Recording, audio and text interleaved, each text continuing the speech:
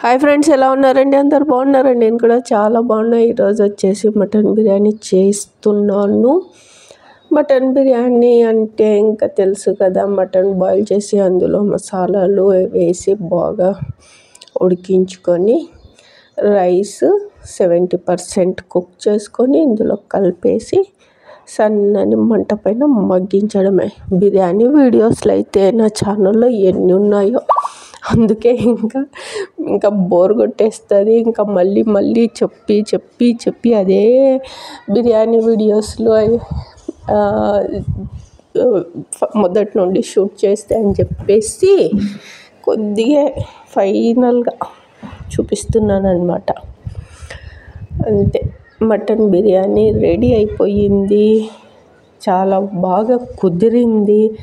Rice ముఖ్యంగా ఇందులో మనము బిర్యానీ చేసేటప్పుడు రైస్ గుర్తుపెట్టుకోవాలి, పొడిగా రావాలన్నమాట.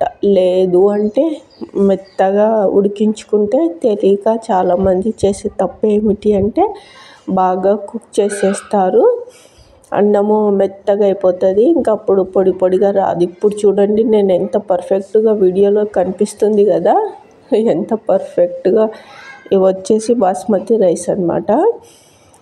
నీళ్ళు బాయిల్ అయ్యేటప్పుడే కొంచెము ఆయిల్ వేసుకోవాలి, ఉప్పు, ఇంకా ఇలాచి, చెక్క, ఇంకా బిర్యానీ ఆకు, లవంగాలు వేసి రైస్ వేసేసుకోవాలి. ఒక హాఫ్ అన్ అవర్ నానబెట్టి ఇంకా వంచేసుకోవాలి పర్ఫెక్ట్గా. అంటే చూడాలన్నమాట, ఇంకా 70% బాయిల్ అయ్యింది అనిపించినప్పుడే ఇంకా అన్నం వాల్చుకోవాలి. గంజి వాల్చినది పారేసుకోకూడదు.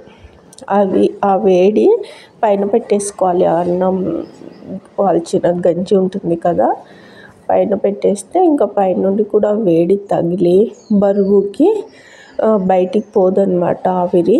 బిర్యానీ బాగా దమ్ అవుతుంది. కొంచెం నెయ్యి, కొత్తిమీర, తర్వాత వచ్చేసి నిమ్మరసంలో కొంచెం ఫుడ్ కలర్ ఇష్టమైతే వేసుకోండి, లేదంటే లేదు. ఫ్రై చేసిన ఆనియన్ పర్ఫెక్ట్గా ఫ్రై చేసుకోవాలి. ఎక్కువ ఫ్రై చేసినారా ఆనియన్ చేదు వచ్చేస్తుంది. అందుకని కరెక్ట్గా బ్రౌన్ కలర్ వచ్చేలాగా ఆనియన్ ఫ్రై చేసి ఇలాగ పైన వేసుకోవాలన్నమాట. ఇంకా చాలా బాగుందన్నమాట మటన్ బిర్యానీ అయితే. టేస్ట్ సూపర్ ఉంది. ఇదిగోండి గిన్నె చూడండి, అన్నం వాల్చిన గంజి పారేయలేదు, దానిపైన పెట్టేశాను. ఈ ఎండాకాలము ఇవన్నీ చేస్తుంటే అబ్బా, అసలు ఏందిరా ఇవంతా, ఈ వంటలు తంట, ఈ శుభ్రం చేసుకోవడము ఈ ఎండాకాలము అనిపిస్తుంది. ఏమో ఇంకా తప్పదు, చేయాల్సిందే. మటన్ బిర్యానీ అయితే రెడీ అయిపోయింది.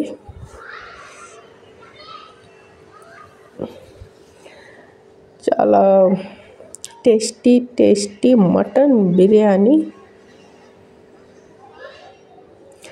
బెండకాయ ఫ్రై, ఆయిల్లో బెండకాయలు ఫ్రై చేసి ఇందులోనే కొంచెము పచ్చిమిర్చి కూడా ఫ్రై చేసి వేసుకోవాలి. చాలా బాగుంటుంది. ఈ వీడియో అయితే నేను ఇంతకుముందు కూడా చేశాను, బెండకాయ ఫ్రైది.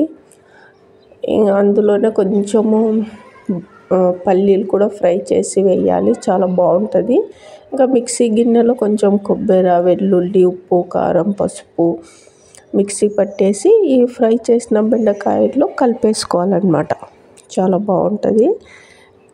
ఇంకా చిత్రాన్నంలోకి కాంబినేషన్ నేను వంట చేస్తున్నాను. ఇదిగోండి మా ఫ్రెండ్స్ వచ్చేసినారు, పిలుస్తున్నాయి అన్నమాట నా కోసం. ఇంకా ఎంత బాగా అలవాటు అయిపోయినాయో నాకు, నేను చాలా హ్యాపీగా ఫీల్ అవుతాను. పైగా నేను అదృష్టవంతురాలిని అనిపిస్తుంది తెలుసా. ఇవి అందరితో స్నేహం చెయ్యవు, ఎవరితోనో ఒకరితో.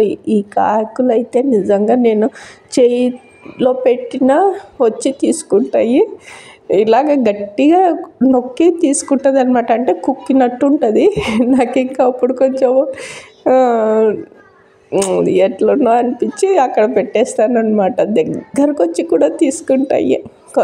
చాలామంది దగ్గరికి వెళ్ళవు అలాగా, అంటే అవి పట్టుకుంటాయేమో నాకి అని చెప్పేసి భయపడి దూరం నుంచే ఏమన్నా పెట్టినా తీసుకొని దూరం నుంచే పోతాయి. కానీ ఈ పక్షులు ఇవి నాకైతే ఎంత దగ్గరగా వస్తాయి అంటే ఇలా ఒక బాగా అలవాటు అయిపోయిందనమాట. రోజు నాకు చూసి చేయిలో పెట్టినా వచ్చి తీసుకొని తింటాయి. అంత బాగా అలవాటు అయిపోయినాయి. ఎంత హ్యాపీగా ఉంటుందంటే నాకు మార్నింగే ఎన్ని పక్షులు వస్తాయి. మళ్ళీ ఈవినింగ్ డైలీ మార్నింగ్ 6కి వస్తాయి, ఈవినింగ్ 5కి వస్తాయి. డైలీ వీళ్ళకి ఒక గిన్నెలో నీళ్ళు పెట్టేస్తాను. తర్వాత కొన్ని బియ్యం వేస్తాను, చపాతీ ఇంకా అన్నీ వచ్చి క్రమశిక్షణగా 1 బై 1 వచ్చి తీసుకొని పోతాయి. చూడండి ఎంత బాగా ఒకటి దాని తర్వాత ఒకటి ఎంత బాగా వచ్చి తీసుకొని వెళ్ళిపోతాయో.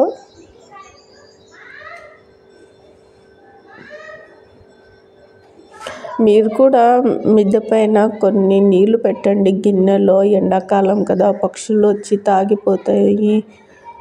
ఏదన్నా స్టోర్ బియ్యం ఉంటాయి కదా, రేషన్ కార్డులో ఉన్న వాళ్ళు డైలీ కొన్ని గింజలు వేయండి పైన.